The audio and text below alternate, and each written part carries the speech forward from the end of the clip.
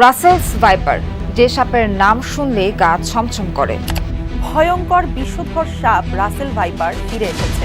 আতঙ্ক ছড়ানো বিষধর সাপ রাসেলস ভাইপার নিয়ে শোরগোল পড়ে গেছে পুরো দেশে। এবার ঢাকাবাসীর ঘাড়ে নিঃশ্বাস ফেলছে ভয়ঙ্কর সাপ রাসেল ভাইপার।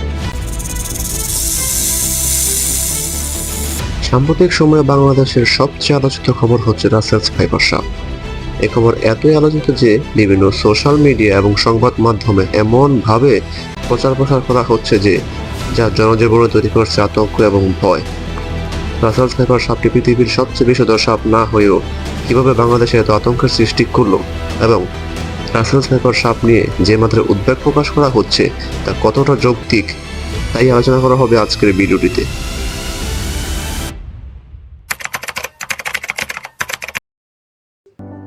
সাধারণত চন্দ্রবড় সাপের ইংরেজি নামই হলো রাসেলস ভাইপার, কিন্তু অনেকে রাসেল ভাইপার বলছে, যা মূলত ভুল নাম। স্যার প্যাট্রিক রাসেল আমাদের এই উপমহাদেশের সাপের শ্রেণীবিন্যাস বা ক্যাটালগিং এর কাজ শুরু করেন 17 শতকের শেষের দিকে। বলা হয় তিনিই প্রথম কাগজে কলমে এই অঞ্চলে অনেক সাপের পরিচিতি এবং বিশ্লেষণ করেছিলেন। তার মধ্যে রাসেলস ভাইপার সাপ বা চন্দ্রবড়াও ছিল। তাই 18 শতকের সাপের চূড়ান্ত শ্রেণীবিন্যাসের সময় রাসেল সাহেবের সতীর্থ বিজ্ঞানীরা তার নাম জুড়ে দেয় এই সাপটির সঙ্গে।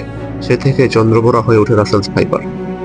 বলা হয়ে থাকে চন্দ্রবড়া বা রাসেলস ভাইপার সাপটি পৃথিবীর পঞ্চম বিষধর সাপ, কিন্তু ক্ষিপ্রতার দিক বিবেচনা করলে দেখা যায় রাসেলস ভাইপার সাপটি পৃথিবীর সবচেয়ে ভয়ঙ্কর সাপ।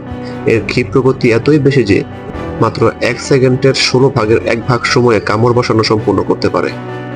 বিষধর সাপ হিসেবে এটি পঞ্চম অবস্থানে থাকলেও বাংলাদেশে এর অবস্থান গোখরা সাপের পরেই। চন্দ্রবড়া বা রাসেলস ভাইপার সাপটি দেখতে অজগর সাপের মতো।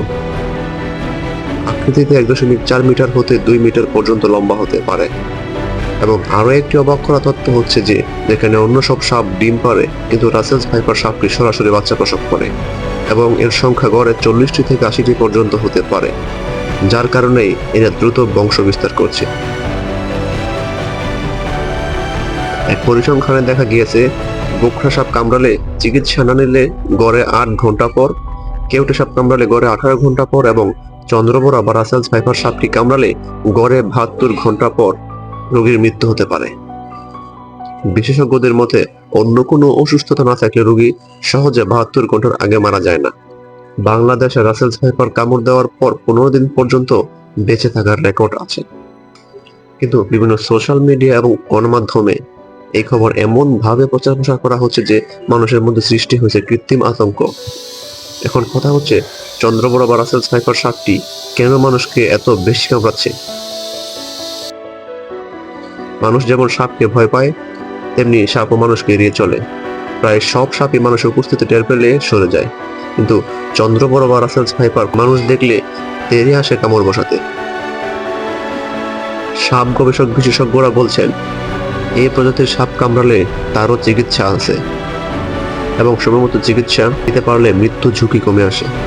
বেসরকারি সংস্থা deep ecology and snake conservation foundation বলছে রাসেলস ভাইপার মোটেও দেশের সবচেয়ে বিষধর সাপ নয়, বরং দেশে প্রতি বছর সাপের কামড়ে যত লোক মারা যায় তার অর্ধেকই মারা যায় কেউটে সাপের কামড়ে। তবে সময় মতো চিকিৎসা না নিলে রাসেলস ভাইপার সাপের কামড়ও মৃত্যু হতে পারে। কামড় দেওয়ার পর প্রথম কয়েক ঘন্টা সাথে সাথে ব্যথা, ফুলে যাওয়া এবং রক্তপাতের মতো লক্ষণগুলো প্রায় সঙ্গে সঙ্গে শুরু হতে পারে। যেহেতু বর্তমান সময়ে এই সাপটির সংখ্যা আশঙ্কাজনক হারে বাড়ছে, সেজন্য আমাদের অবশ্য সতর্ক থাকা উচিত। এই সাপটি ব্যাপকভাবে বিস্তার লাভ করছে। ফসলের জমি, বন জঙ্গল, ঝোপঝাড় ইত্যাদি জায়গায় এই সাপটি অবস্থান করে।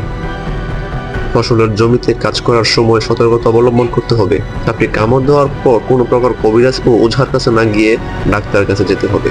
সর্বোপরি মানুষের মধ্যে আতঙ্ক কমাতে হবে এবং সোশ্যাল মিডিয়া বা অন্যান্য মাধ্যমে গুজবের পরিমাণ কমিয়ে আনতে হবে।